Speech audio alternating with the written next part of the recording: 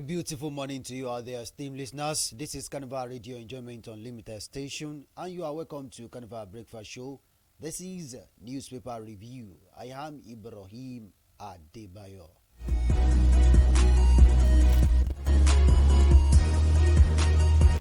These are the headlines.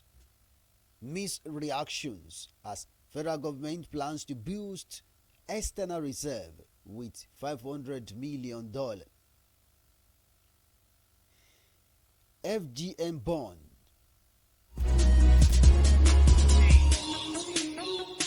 NJC send Kekereekun name to President today.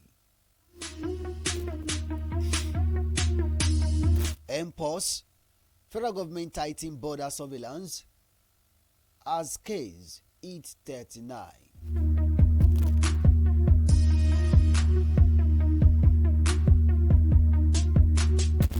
Secretariat raid, NLC demands detained member release. Document. Court orders for features of Emefiele $2.4 million Lagos Delta assets.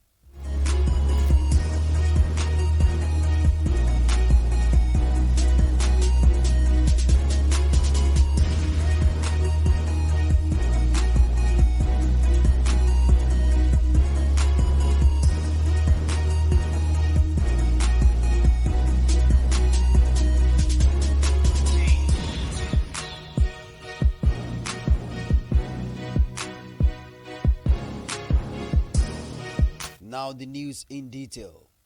Mixed reactions as federal government plans to boost external reserve with $500 million FG bond. The federal government has concluded arrangement to float the first ever domestic $500 million bond in the country to help boost external reserves and provide infrastructure needed to enhance and stabilize the economy. This is coming as a mixed reactions by experts and analysts. Trade the flotation of the bond. The finance minister and coordinating minister of the economy, Wale Edun, who disclosed this during the roadshow for domestic FGN US dollar bond in Lagos yesterday, said, and I quote, "The bond, all things being equal, will open next Monday, and it is expected that Nigerians abroad should use the opportunity to invest in this country to support the government in providing the needed infrastructure for the growth and development of the economy." The quote continue, "It is a major feat for executive order by President Tinubu to present this opportunity to now launch the issue. We examine the data, we look at the evidence, we can say that the economic is showing signs of recovery." The quote continue, "Output is good, the exchange rate stabilizing, the government's revenue and government expenditure have been totally reformed, and robust technological procedure have been put in place, in addition to ensure that the expenditure side, the government expenditure is carried out in a way that engender public trust, feasibility, transparency and accountability. It is not a question of saying giving up. We are trying and ensuring that procedure is perfected as much as possible and the right kind of outcome are achieved as the hallmark of the government under President Tinubu."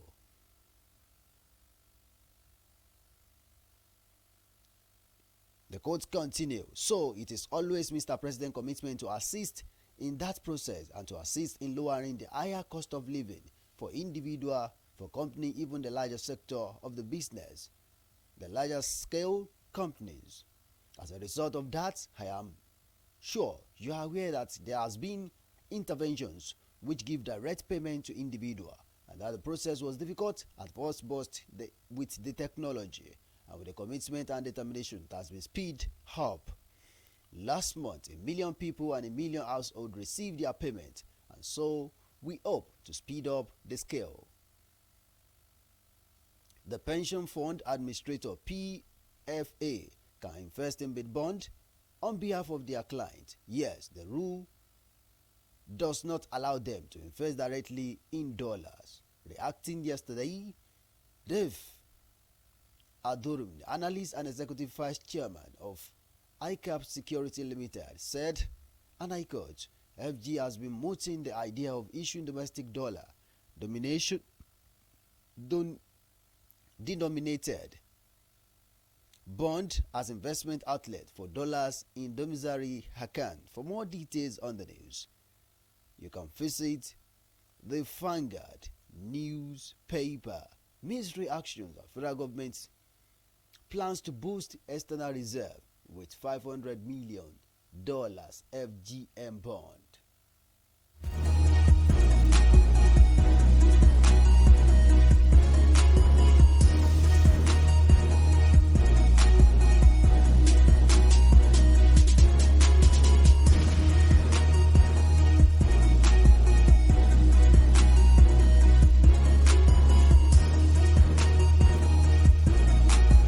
NJC sends Kekere name to President today. The National Judicial Council will send Justice Kudirat Kekere name today to President Bola Tinubu for his approval as the next Chief Justice of Nigeria. This is the next step following a recommendation by the NJC yesterday during its 106th meeting, which was presided over by the outgoing Chief Justice of Nigeria, Justice Olukayode Ariwola, who made the recommendation that an name be sent to the President for appointment as the country's next CJN. The NJC Director of Information, Sojioye, disclosed this with newsmen that since the meeting had already been concluded, the next step was sending Justice Kekere name to the President for approval. He said, and I quote, "The meeting just finished today, so tomorrow, when my lord name will be taken to the President for his approval of her as the next CJN. This is imperative as Justice Ariwola will formally bow out of office as the CJN on Thursday, August 22, 2024. If approved by the President, Justice Kekere will become the second female CJN in Nigeria, the first being Justice Mariam Mukhtar, who held the position from July 2012 to November 2014. Meanwhile, NJC also at its yesterday meeting made the recommendation of 27 other as the judges of the state high court and one Qadi whose names would be forwarded to their various state governors and the President for approval. All recommended candidates are expected to be sworn in after the approval of the President and their respective state governors. 6 of the candidates are for the Kwara State High Court. They are Olawoyin Olabisi Abdurrasak Foso, Folorunso Muritala, Diko Adebayo Adeniyi Adenike, and Oshu Olale Ajayi Olalikon. There is one candidate for Kaduna State, namely Subairo Jafaru. Benue State has 4 candidates. Quote, Tezo Ikwolono Maimuna Hadagba Jule and To Tezungo. Dezo. Also for Benue are 2 candidates for the customary court of appeal, Onoche Inalego and Igba Teili. River State has 8 high court candidates on Yuri Frank, Ugoji Chinendom, Oboma Manu, Fida, Ogungo, Chituru, Fubara Ekana, Kompa Sefesta, Ubu Modinge, and Wifa Adedipe Lese. For Ondo, there are 6 high court candidates: Dahomi Adebisi, Fagboluje, Williams, Ogun Wumiju Idowu, Dimenyo Ogunbayo Happiness, and Pemi Justina and Adegoroye Adeola. For more details on the news, you can visit the Punch newspaper. NJC sends Kekirieko names to president today.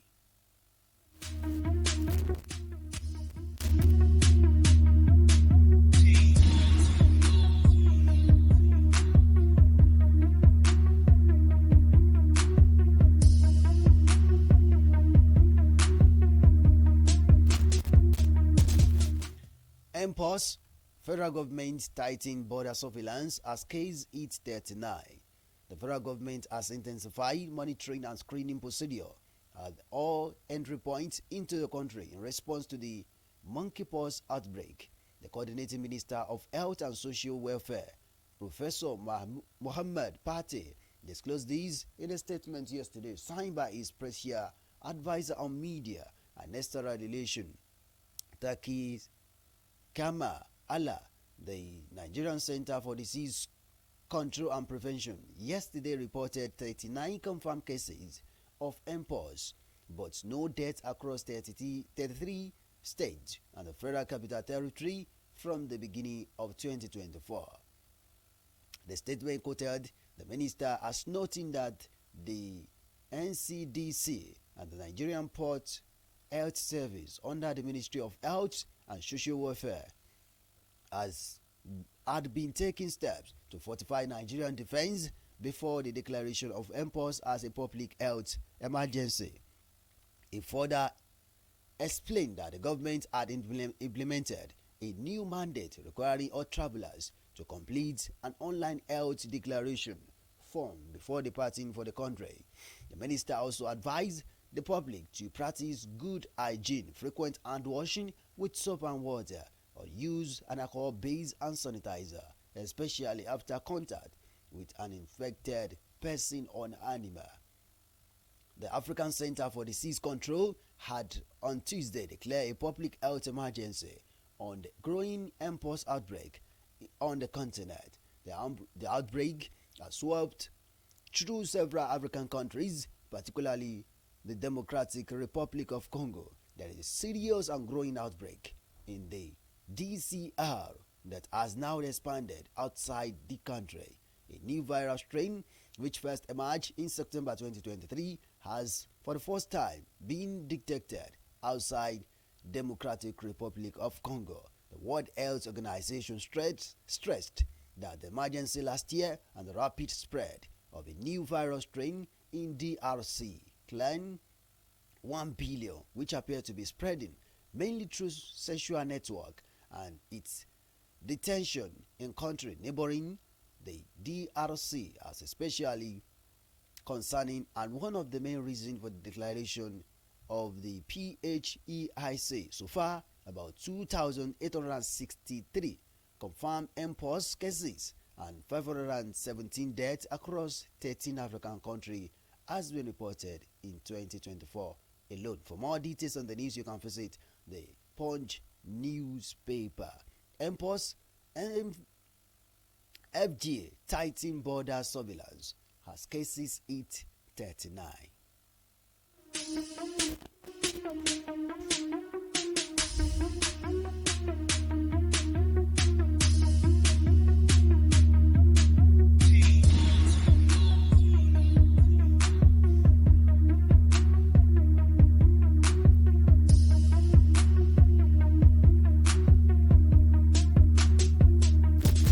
Secretariat raid, NLC demands detained members release document. The Nigerian Labour Congress has accused the federal government of declaring war against the union following the recent raid on its headquarters by security forces. At the press conference in Abuja yesterday, NLC leaders rejected the police explanation for the invasion and demanded an apology, as well as the return of the seized items and the release of the detained individual. The NLC also criticized the government's attempt to interfere with the union internal affair, including a proposed reduction in the tenure of the trade union leaders. They argue that these violated labor law and international convention.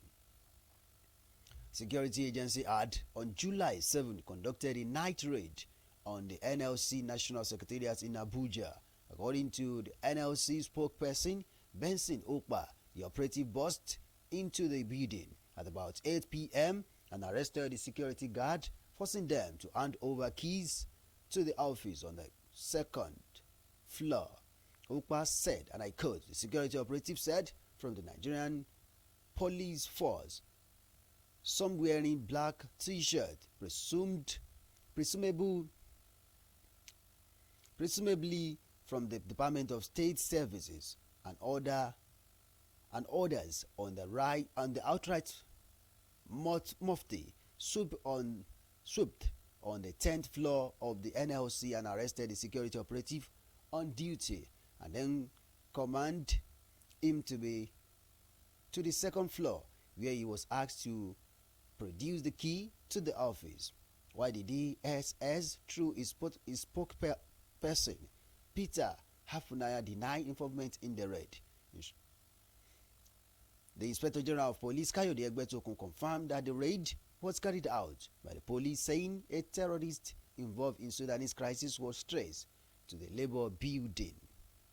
But at the press conference on yesterday, Labour leader rejected the explanation by the police, insisting that the raid was illegal. The government therefore should not rope us into something that we knew nothing about. According, we asked the government to release those in its custody using a NUEE executive who was arrested at a social spot in Abuja, while linking the raid to the tussle between NLC and the Labour Party, and the union warned that any attempt by the government to meddle in its affair was illegal and would be resisted. For more details on the news, you can visit the Punch newspaper. Secretariat raid, NLC demand detained members release document.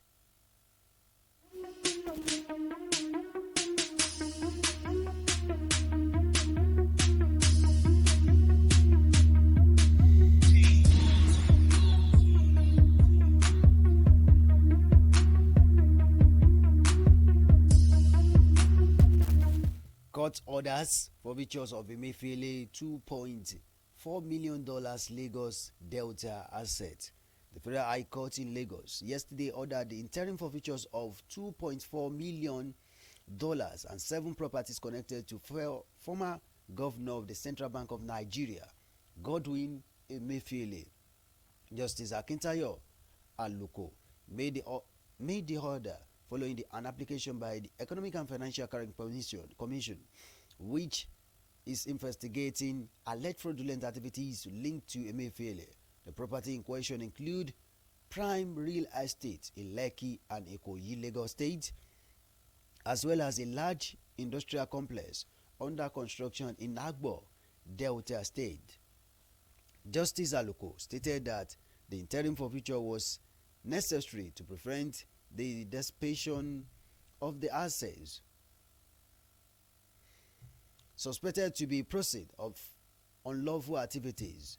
The property as listed include 2 full detached duplex at number 17B Akimo Domosu Street, Lekki Phase 1, Lagos,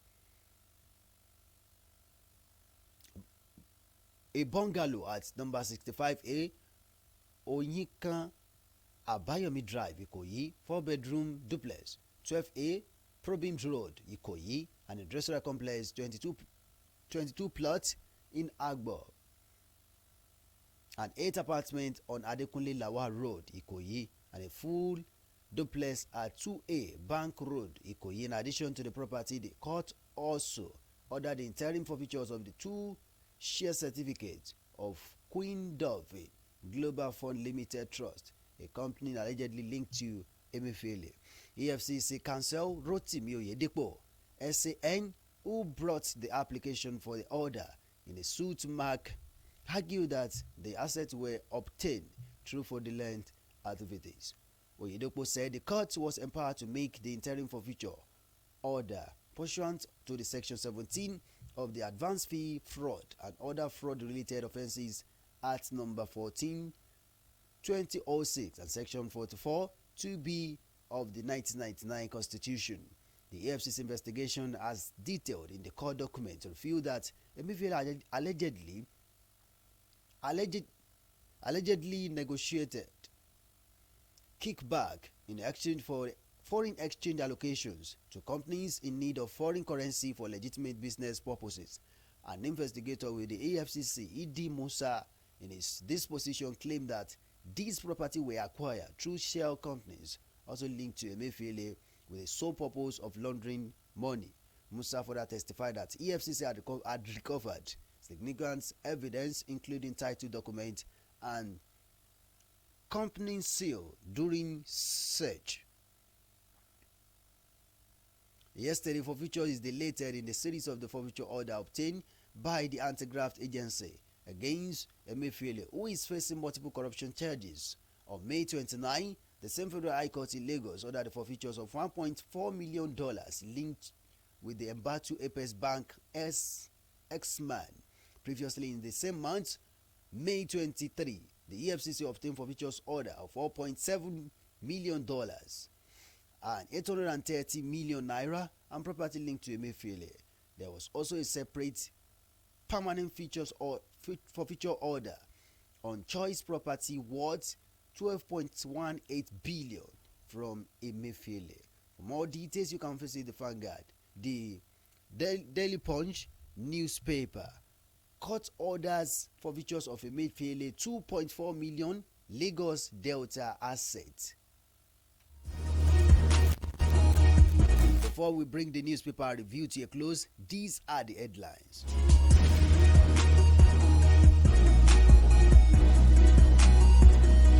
Mixed reactions as federal government plans to boost external reserve with $500 million FG bond.